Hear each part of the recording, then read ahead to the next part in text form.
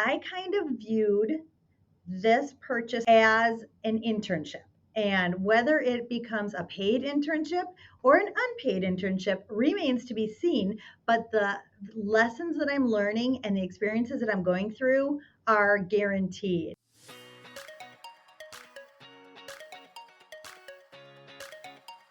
Welcome to the Insurance Refocused podcast, where we're highlighting real agent stories and how they are innovating to respond to the changes and challenges happening in the independent insurance industry.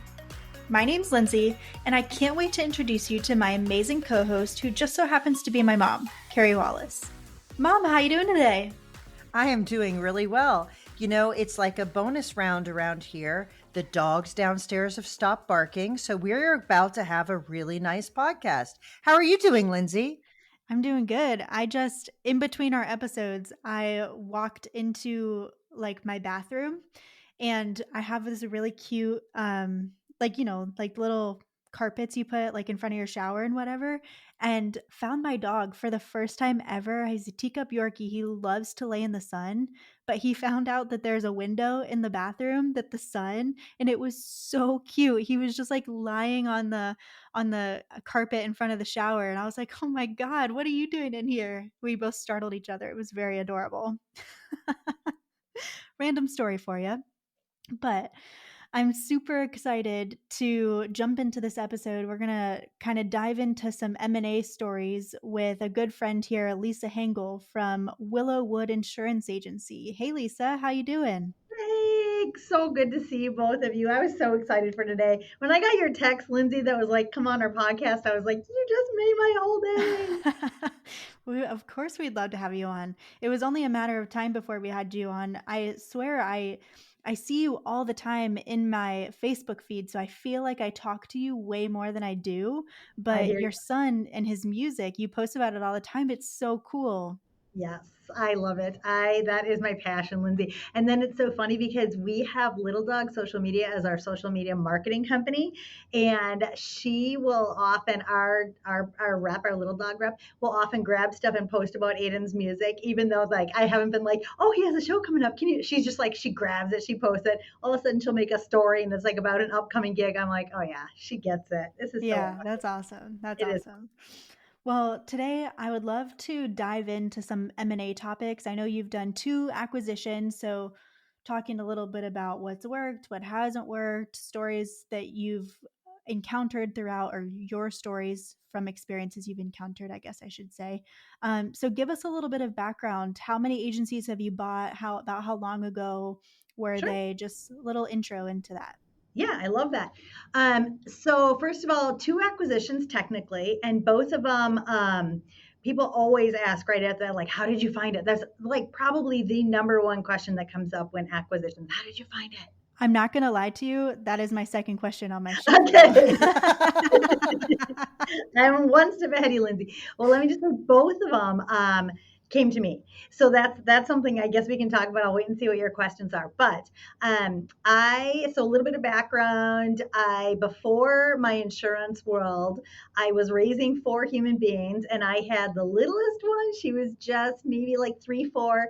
And my uncle started saying to me, so after you get all the kids in school, what are you thinking about doing? And I'm like, I don't know. I'm ready for whatever. I'm open. And he was like, well, you should think about my insurance agency. And I'd say, tell me more. And he's like, well, first of all, you get a full-time. And it was the minute he said full-time, all I could think of was being chained to a desk, 8 to 5, and still having 4 little humans in the world. And who need me at a moment's notice? And I just was like, stop right there. So it took probably a couple years for him to finally have me understand what he was talking about. Now, bear in mind, Lindsay, when my uncle retired, he had a 1-person agency in his basement that he's had for 30 years. Perfect for him. His hours when he retired were 9 to noon, Monday through Friday. So I was thinking I was jumping into a job that was 9 to noon, Monday through Friday. No such luck. The first time I answered the phone at 12:15, I just remember the person being like, oh, I'm so sorry. I thought I was going to get a voice. Why are you answering the phone? I'm like, because it's the work day. So that was my first one. It was my first foray into it. It was very fun. I had no insurance background, so that was a giant leap. That was 9 years ago. So technically, I launched my own agency from scratch 10 years ago, kind of tried to get the lay of the land, purchased from him 9 years ago. And then almost a year ago now, so it was December of 22, I had an agency owner who I had known for years. Asked me to go to lunch, and I thought she was going to tell me that she was retiring and she was handing over the reins to one of a number of people that I was thinking of. And she said, I am retiring and I want to sell my agency to you. And it was completely out of the blue. And so that was December, and she was looking for a July 1 close date. And so you two know me well enough that I was like, how about December 31st close date? Like I was You're ready. She's stuck with July 1. But that's kind of the history of the two acquisitions on there.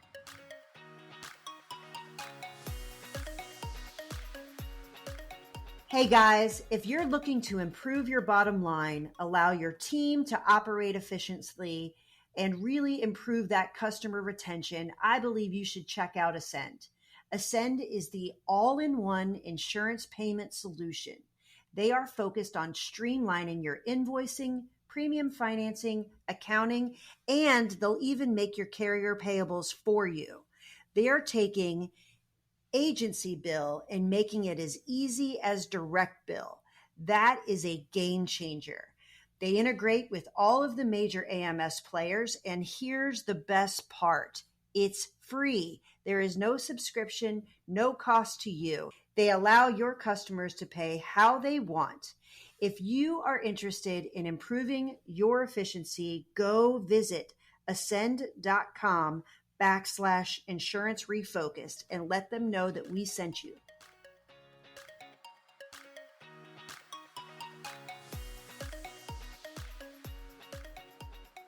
If you're like me and many other small businesses across the country where hiring, training, and retaining employees is a challenge, Agency VA has a solution for you. Agency VA has over 1,000 VAs hired, managed, and trained in the Philippines, Latin America, and India. But did you also know they have 100 licensed agents here in the US that can help you manage your book? I use a VA who lives in the Philippines, and I absolutely love her. The process was simple. We had a consultation where they asked me my needs, goals, and concerns, and matched me with Allie, who has been an absolute game changer for me. Employing Allie through Agency VA has allowed me to focus on my business without worrying about HR concerns, turnover, and monitoring payroll. The best part is the Agency VA team was eager to help my company and also make sure that Allie is getting employee benefits, a competitive salary to help her live a better life in the Philippines. If this is something that you are struggling with inside your agency, please visit agencyva.com/insurance refocused and set up a time to talk to them about your hiring needs.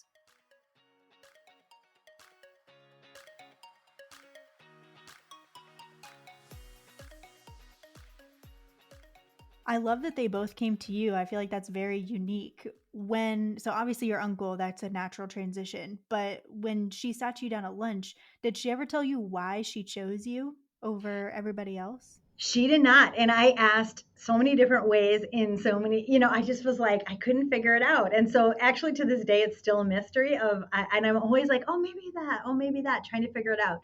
And actually my uncle, so yeah, natural thing. Although I had I was not in insurance at all. Like I didn't know what the word deductible meant when I launched my own agency. Like I was one of those people that was like, get a good agent who you trust and then just take their guidance. So then I became that agent, but which I now think is a huge benefit, which we can get into that in a second. But so when my uncle came to me, he's like, you've been on my radar for years. So now as an agency owner, now I get what he means. Because now I'll see people that are like, oh, I know they're not ready now, but maybe in like 5 years, that person would be, even if it's not to take over my agency, like they would be a great agency owner. You can kind of just see it in people. So I don't really know. I can't really pinpoint what that characteristic is, but I know it when I see it. How long did each of your acquisitions take? So you said the first one, I don't think you said, but the second one you said it was December and then June. Was that all just kind of mapped out for you, or how like length of time did that? So it was so interesting. And I love sharing these stories because, well, for one, every acquisition story, as your mom, I'm sure, has said 100,000 times, is completely different from every other acquisition story. So if there's one thing that I can get across in this podcast, it's like, please don't be intimidated by the idea of acquisitions, because it doesn't have to be like every other story that every other person has talked about. So in my case, Susan is the name of the person who retired, who I bought her book. So when Susan came to me and said, like, I want you to buy my agency and July 1 is the closing, that was kind of our only parameter.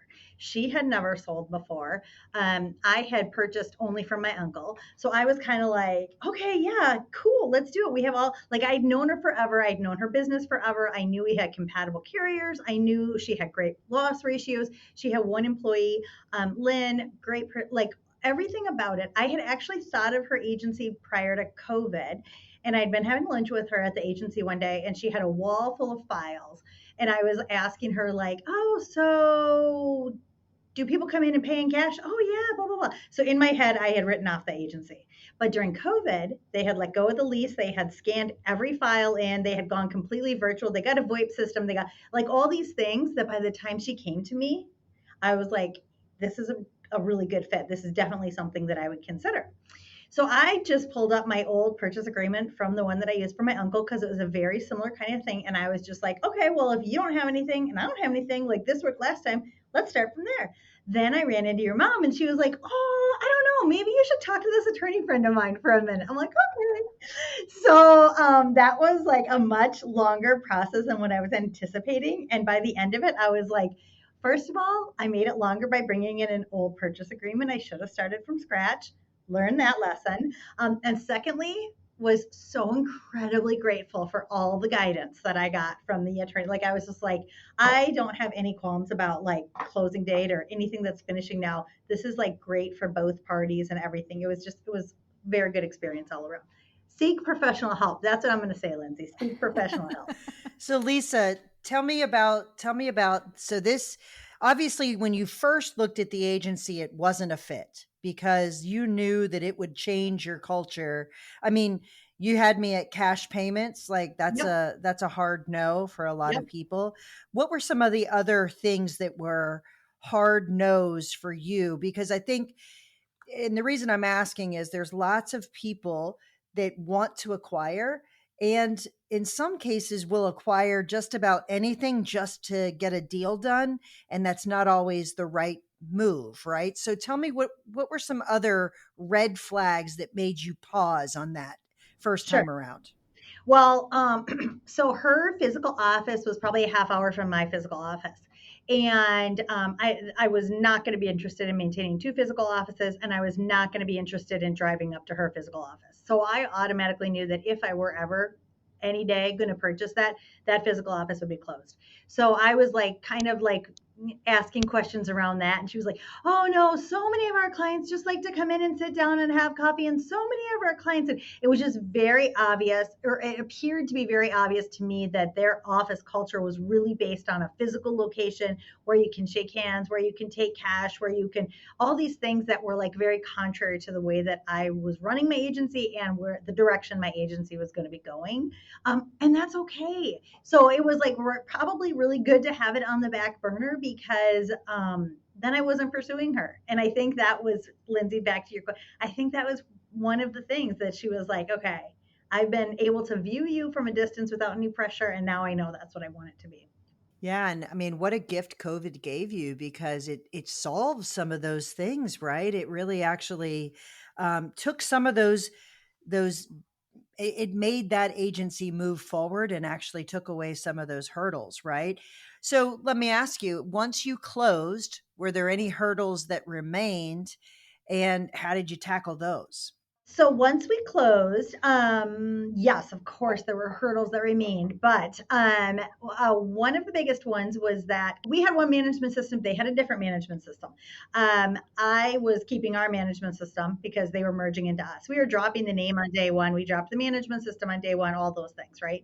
We kept the phone number, we kept the email addresses, but the data merge into our management system was not seamless. even though we had done a dry run through at the beginning of June, and that was seamless, but the data merge in July was not at all seamless. And then about the only thing besides that that was a little unexpected, but should have been expected, is that so now it's December or it's November, and we still have some carriers where the commission deposits are still going into her bank accounts, even though it was all finished prior to the closure. And that's okay. You just have to expect it and work with it. Luckily, I have a great relationship with the seller. So she just, I just send her over an electronic request and she just sends the money back to me, and it works out very well, but that is something. But Carey, the other thing that we were talking about is when I ran into you, Lindsay, at BrainShare, we were talking about this upcoming acquisition, and you were asking me like, oh, what's similar, what's different? And I said, well, all the carriers are the same, except for we have more carriers and we have more states, so that's all an advantage. And then they also have, can I say the name of that? A carrier. Okay, so they have a carrier that's Haggerty Insurance, which we had one policy from Haggerty that we had purchased for my uncle. So we were appointed by Haggerty. We had a relationship with Haggerty. We knew the reps, all that. But they had a lot of Haggerty, and their Haggerty customers, for the most part, were monoline Haggerty because the agency I purchased didn't have a super strong infrastructure for home and auto. They basically had like Encompass, Travelers, and Progressive, which is an interesting spectrum, but they didn't have a lot of the other options in between. So I was seeing that as a super great opportunity to have some major cross sell. Like, okay, let's get these Haggerty customers who already have a great relationship with this agency, and they already have their trusted classic car here or whatever it is that they have with Haggerty. And now we can talk to them about their home and auto. Well, what I was not anticipating is two things. The market right now, none of the home and auto carriers want home and auto. And two, a lot of these monoline Haggerty customers were not what my Willow Wood Insurance has as ideal customers, for good reason. So it was really interesting to have lots of conversations over the past few months about how much energy and effort do you put into somebody who is not your ideal customer, and when is it time to just let that customer find an agency that's a better fit, and how to feel about that. So we had so much like growth and like growth, yes, on the books, but also like developmental team growth in the past few months of conversations about all. It's just been wonderful. Yeah, I wanted to talk about that a little. So you brought, when you purchased the agency, her one staff member came to work for you, right? Yep. So what was that transition like? Did she come over into your culture like seamlessly? Were there bumps in that? How did that Yeah. happen? So when we made her the job offer, when I made her the job offer, I was very excited because the interview with her and the rest of my team went really well. And we were like, oh, we think that she'll be a great fit. And I was thinking she holds great value because she has had a relationship with this book that I'm buying all along, and she knows the carriers. And she, I was thinking all these things. It has been 10 times better than I ever anticipated in the beginning. There's a lot that you can't find out during job interviews and just during visiting. And it's just like the longer that she's been with us and the more that she's been able to settle in with us, the more like invaluable she has become on our team, like for a million reasons. All the ones I anticipated and so many that I didn't anticipate. It was such a gift. That's awesome, because that's not always the case. Right. For sure. So the next topic I kind of want to talk about is, how did buying this agency fit into your long-term agency plans? Like, was it, I know you went and you sat down at lunch and you didn't exactly expect it, but have you written it into your long-term plans? Is that something that you... Yeah.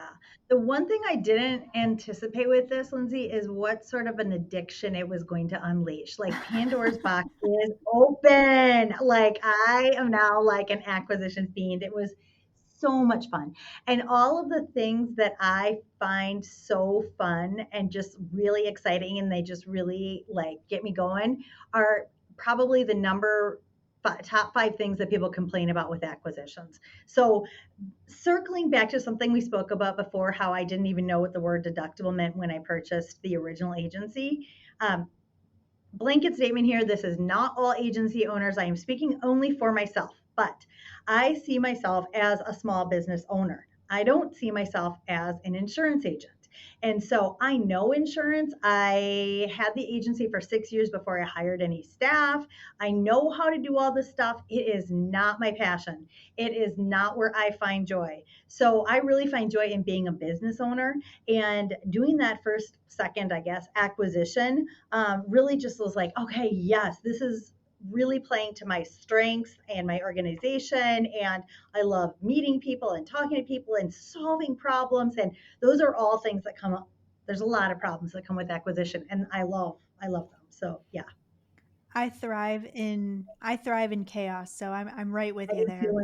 Yes, yes, yes. I don't know. I must thrive in chaos too. I don't know, right? Yeah. So, Lisa, if you had to give someone advice that has never done this before, what top 3 things would you tell them to do? I am by no means any expert, but Carrie, something that you said earlier when you said people sometimes try to like fit a round peg in a square hole. So my advice when it comes to that is, if you have an opportunity to go through this process with a agency, even if it's not the right fit, but it is so small that if you lose your shirt, you've still gained valuable experience, I would recommend doing that. And I kind of viewed this purchase on July 1 as an internship. And whether it becomes a paid internship or an unpaid internship remains to be seen. But the lessons that I'm learning and the experiences that I'm going through are guaranteed. And so I kind of see it as a valuable thing like that. I would say if it comes to acquisitions, now this might be a little bit of a controversial advice.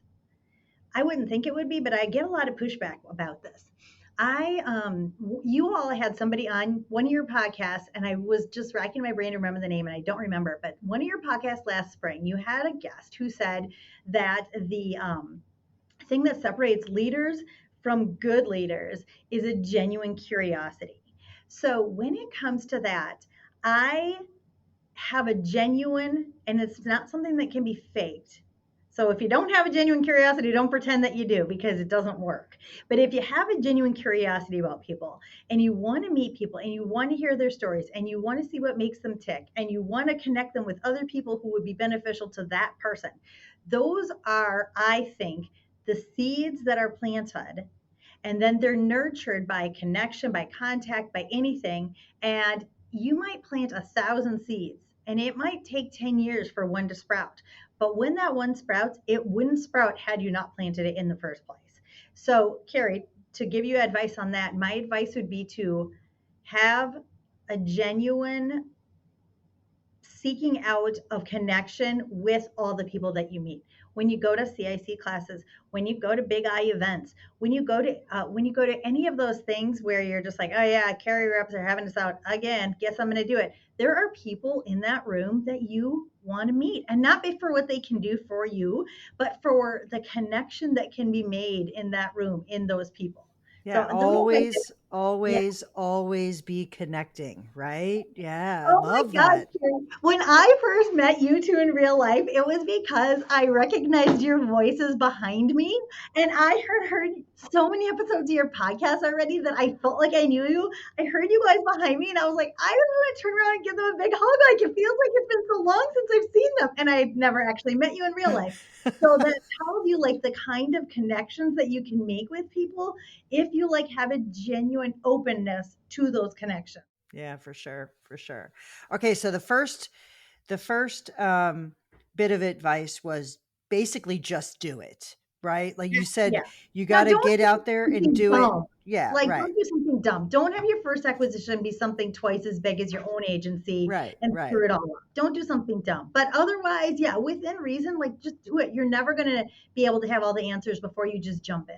Well, I guess the better way of saying that is take the plunge. So, number one, take the plunge. Number two, always be connecting with others. What would be your third bit of advice? Like if you're looking back on what you've done, because you did the acquisition from your uncle and you've actually done this one. So again, someone's never done this before. What else would you tell them about this process? Because it's a big deal. I mean, It is a great big deal. yeah. So, my third bit of advice that I've learned through both of them, but actually definitely through both of them, was that things are going to take much longer than you think they're going to take, regardless of how prepared you are. So absolutely go with the spreadsheets, go with the checklist 100%. Do all your due diligence ahead of time and then anticipate. Before I went into this, I would have said twice as long. Now I will say 3 times as long. Just anticipate that it's going to take that long and don't allow that to like trip you up at all, because it's going to take a long time, and that's just how it works. Yeah. Well, Lisa, I got to tell you, I felt the same way when I met you. You were warm and inviting and super, super kind. And I think you actually knew Lindsay first, if I'm not mistaken, right? I don't know if you did or didn't, but it felt like that because it Well, was that's because of the table, Carey. That's because of the table. Because Lindsay and I sat at the table when you were doing your performance. Or not your performance, your presentation to BrainShare.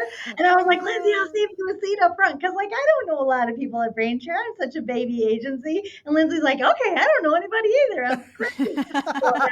Well, I'm very, very thrilled. Number one, that Jason Cass brought us together at BrainShare. Sure. That was a fantastic event, awesome. and I was honored to be part of it. And I'm really glad that you've stayed in touch, and it's been a true honor having you on here as well. So you have an open invitation. You can come on the podcast anytime you'd like.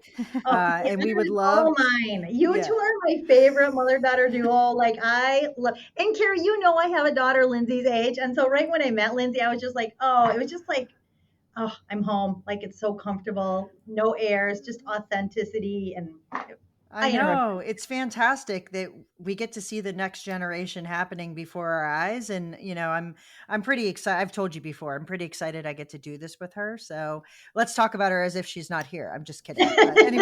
But anyway, thank you so much for coming on with us. If anyone wants to talk to you, Lisa, and reach out to you and say, I'd love to pick your brain before I make the plunge, how can they get a hold of you? Yes, absolutely. And please do not hesitate to reach out. Any kind of conversations, even if it's like, I want to take the plunge in 5 years, I'm totally open to talk.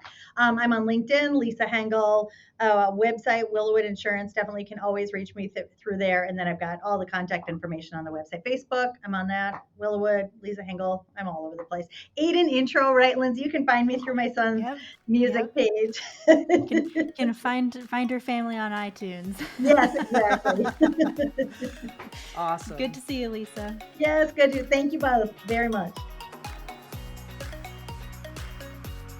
Thanks so much for tuning in to the Insurance Refocused podcast. If you enjoyed the episode, please be sure to hit subscribe and leave us a review so you'll never miss us. Want to learn more about how Agency Focus can help you grow your agency? Head to agency-focus.com or email Carey directly at carey@agency-focus.com. If you need to get in touch with me, feel free to shoot me an email at lindsay@agency-focus.com. Thanks so much for tuning in. We'll see you next week.